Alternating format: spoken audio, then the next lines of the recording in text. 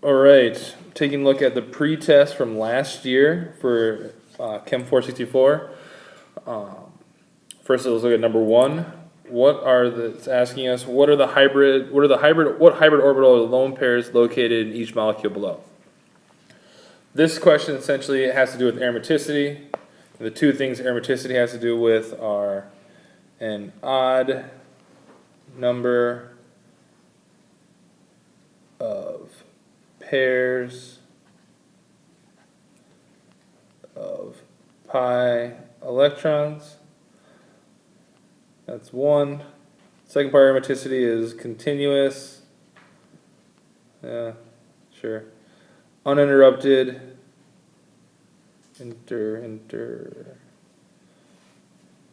Try that again.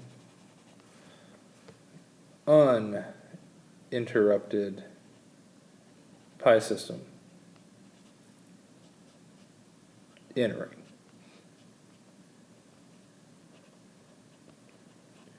Right, so if you can be aromatic, you want to be aromatic. That's the big gist of this here. So when you look at something like this phosphorus, normally you'd say this phosphorus would want to be sp3 hybridized because that gets all the electrons in this bond, and this pH bond, these lone pairs away from each other as much as possible. Tetrahedral geometry. But if you can be aromatic, this element will choose to become sp2 hybridized, meaning it'll have a p orbital. Right? So that would create 1, 2, 3 pairs of pi electrons. Having this have a p orbital makes it an uninterrupted pi system in a ring. So this is actually choosing to be sp2 hybridized, and these lone pairs are in a p orbital because of that. Now if you move over here to pyridine, a little different. This is also aromatic, but now the nitrogen here is sp2 hybridized, which is easier to identify hopefully, because you already notice it has one pi bond. If you have one pi bond, that means you have at least one p orbital, which means you are sp2 hybridized. And only p orbitals make up pi bonds. So if this nitrogen is sp2 hybridized, that p orbital has to be in this pi bond right here, which only leaves an sp2 and sp2 and then another sp2 here where the lone pairs are at. It's actually perpendicular to the pi system, right? This lone pair can't be part of a resonance structure in this pi system. It's at 90 degrees away. That's the big thing there. So that's number one. Number two is your classic asking you to draw the arrows for the reaction below. If you look at this, you'll see, right, first thing you should notice, right, if the arrows weren't there, you'd see this, you'd see there, you say, well, it was a substitution reaction, right? You should at least notice a substitution. The ethoxide substituted out with the I minus.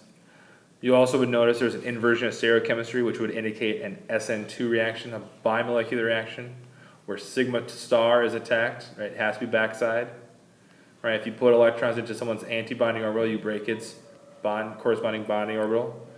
And then, of course, you get the inversion of stereochemistry. If you go from, what is this? This is S. You have to, the corresponding molecule make has to be R. A couple of things to think about. Putting the leaving group in the plane, I think, makes it easier. Notice the wedges and hatches don't have to change at all. It makes it a lot easier to do. But you still did, the stereochemistry did get inverted. Just two tips. So let's see what it asks. It says, what type of reaction occurred? So SN2, two reasons. It only takes one step, right? SN2 by itself, very nature. It's only one step. You could have said something about the rate, how the rate is equal to K times concentration of the nucleophile times concentration of the electrophile. That, right, you could say there's two things involved, the bimolecular reaction. And also you can look at the products and say there's an inversion of stereochemistry. Heck, you could have said there's a strong, skinny nucleophile too. There's a good leaving group. The answers for this one are pretty high. And then the other question here is, so you notice that up here it's an equilibrium arrow. So would the reaction number two favor reactants or products, and why? It would favor products because I minus is large, which in and of itself is a fact, but because it's large, it's able to spread the charge more. So that's what it does. So I is more able to spread the charge than O minus. That's a electronegativity. It's a size argument, not necessarily electronegativity argument, right? Because of size, you can spread that charge out more. So I minus is more stable. So equilibrium would favor products in this case. It's not always the case that it has to, though. And of course, how can you shift equilibrium? You could shift equilibrium by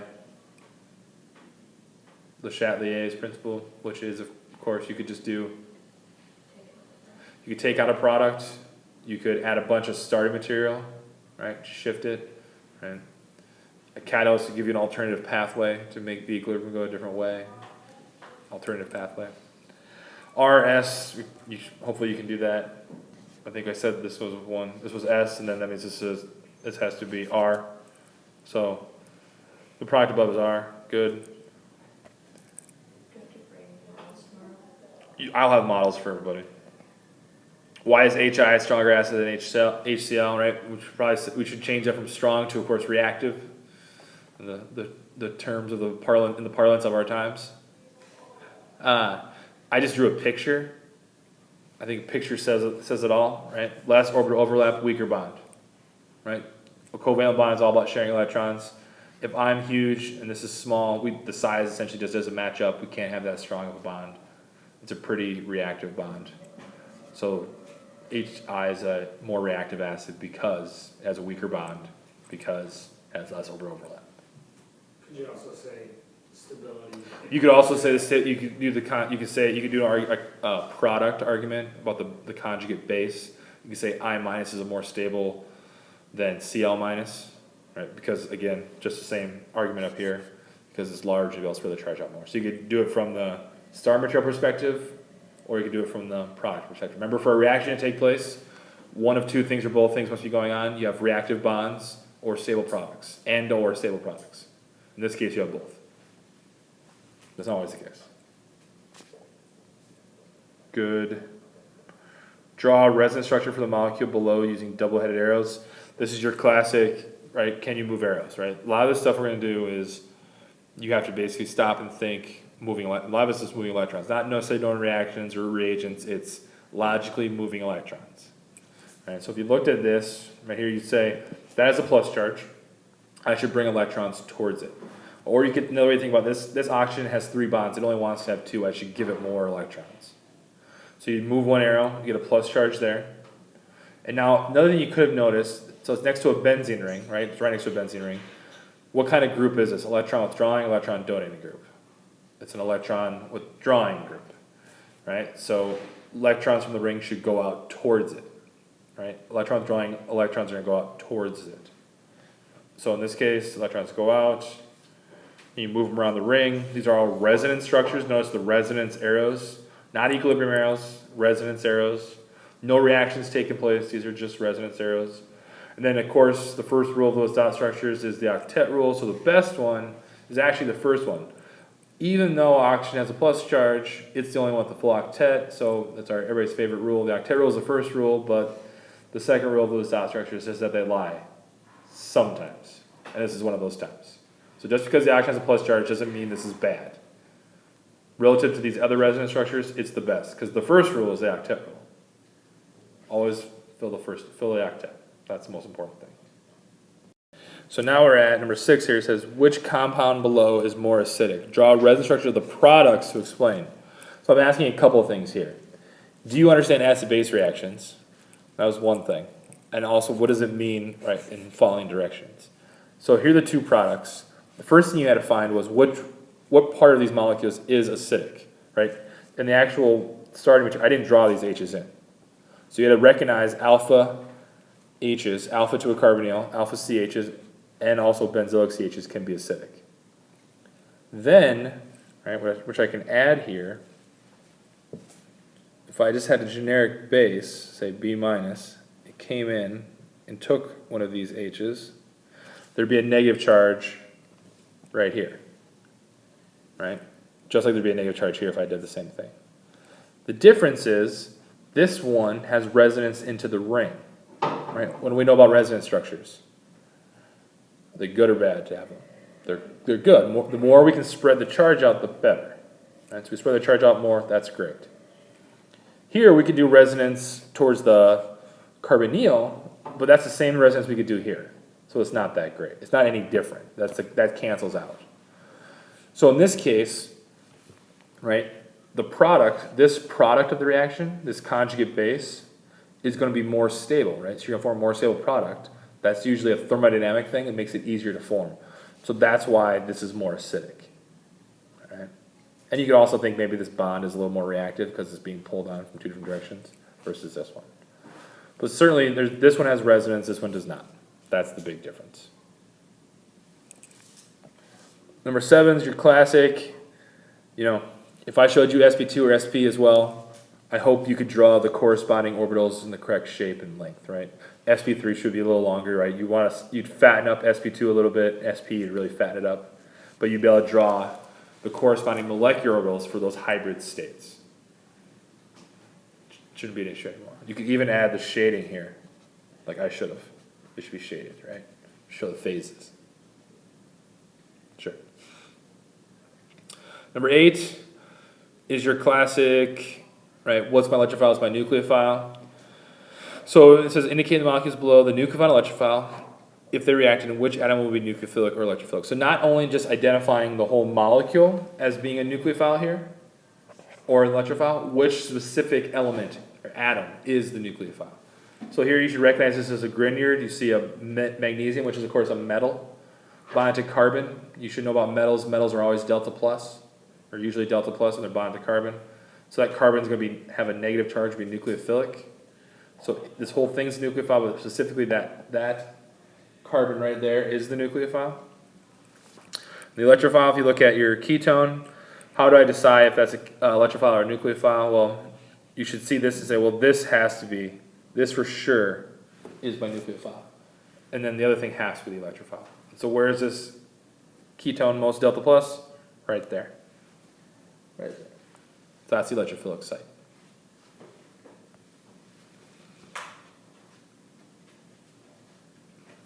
Number 9, so I'm telling you, the pi bond outside the ring is very nucleophilic. On what carbon would an electrophile add and why? So we're taking a look at this pi bond here.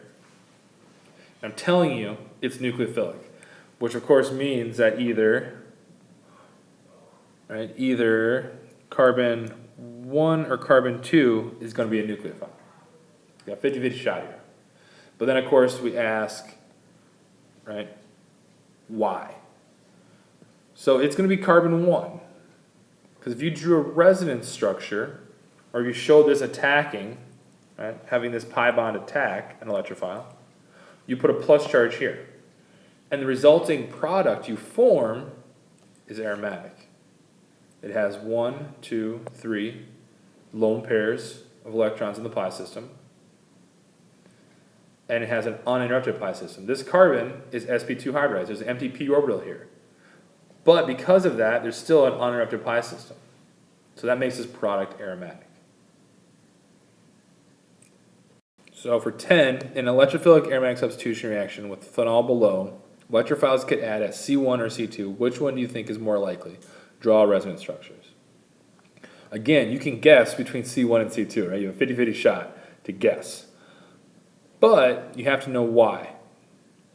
Right, so the question here really is asking you, do you know how to draw resonance structures? And this question is a little different than the one before, where now with this one, you're basically saying, okay, what is OH? Is OH a donor or a withdrawer? Donor. So then you should push electrons into the ring. So your first move should be bring electrons into the ring, bring them in.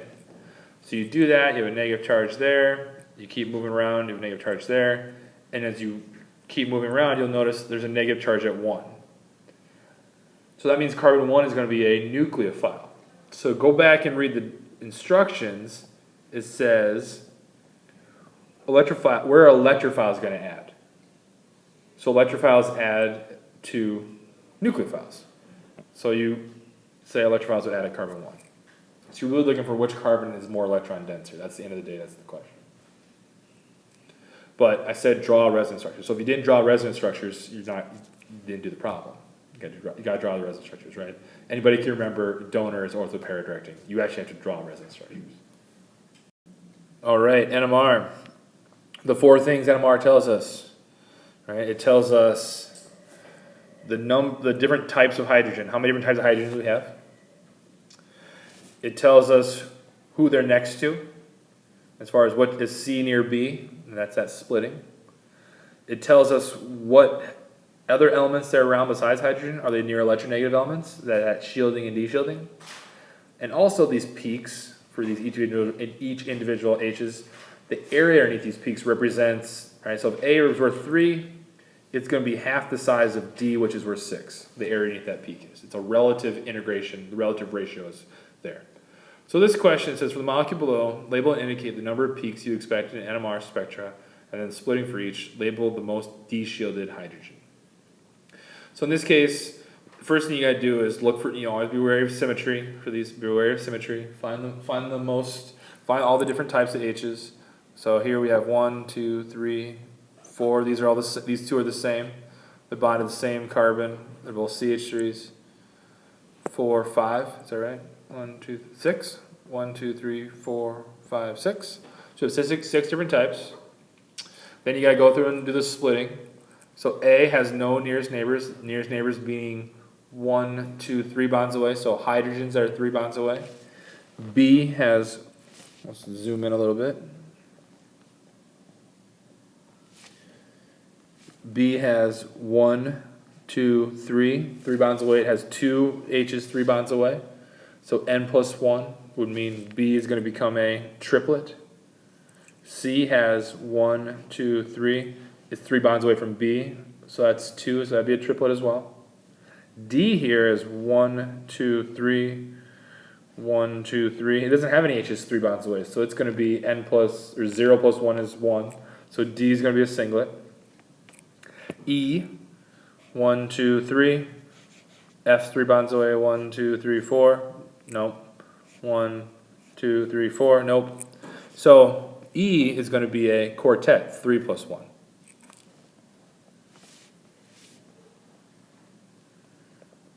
And those are hopefully the same answers we got. F was a triplet because E is 3 bonds away. 1, 2, 3. 2 of them, 3 bonds away. The most shielded, or actually the most de-shielded in this case, is the one nearest the most electronegative atom. That means it's one that's feeling the brunt of those radio waves from an NMR. So the electrons are being pulled away from it the most. So you want to find something that's closest to the electronegative atom. A is closest to the electronegative oxygen, so it's going to be the most de-shielded. It's going to be the most farthest downfield, so the higher number. And I would say F is probably going to be the most shielded. It'd be the farthest upfield, right? It's the farthest away from all this stuff, the electronegative atoms. All right, the last one is a classic one from your Grossman text. It's also asking about determine whether the number of atoms below are nucleophiles, electrophiles, acidic, or none of these.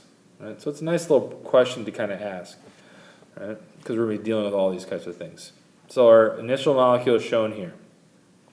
So there's carbon 1, 2, and 3. So 1, as it stands right now, right, a nucleophile already has electron density there. Does one have electron density on it right now? That CH, that carbon? I would say no.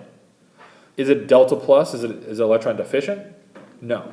So we're down to 2 things. It's either none of these or it's acidic. And it's actually acidic because you got to notice here, hopefully, you'll see it's part of this whole conjugated system. Right? So if I deprotonated here, if I put a negative charge there, there could be a resonance form that could be stabilized. Right? So I see I have the negative charge here. That came from a base coming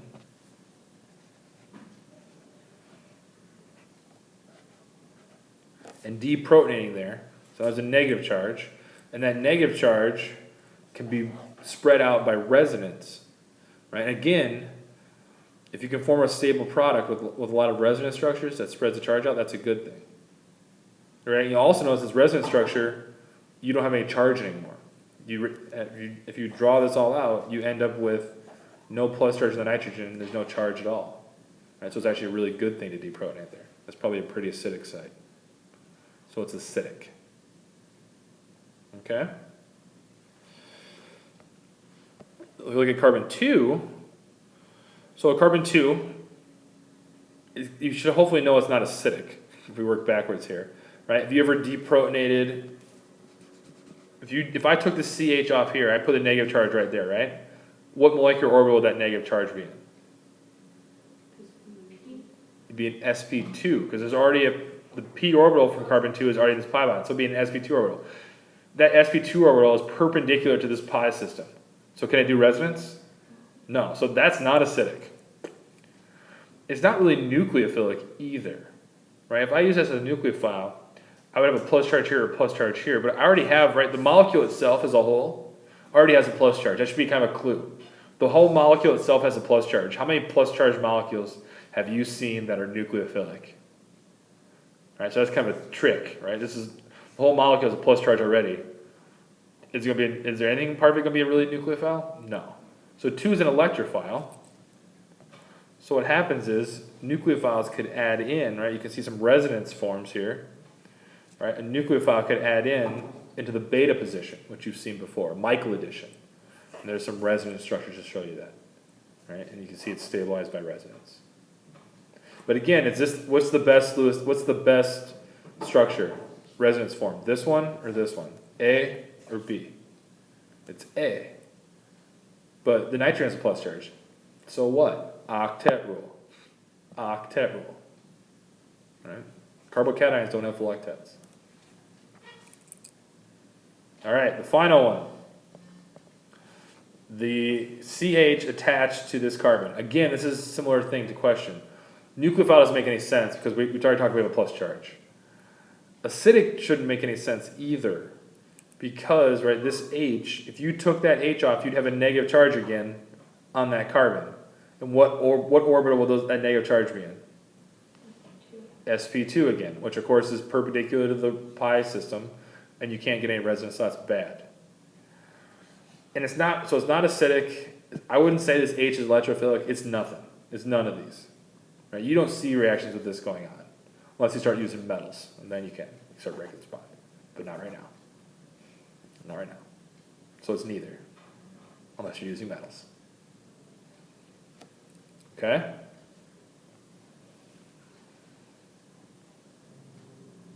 Can't be stabilized by resonance.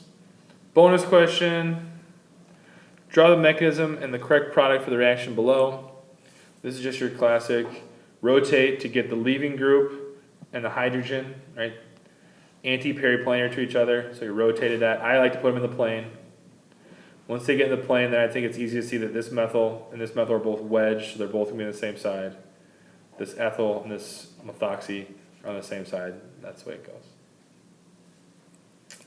So for me, that's the easiest way to do it.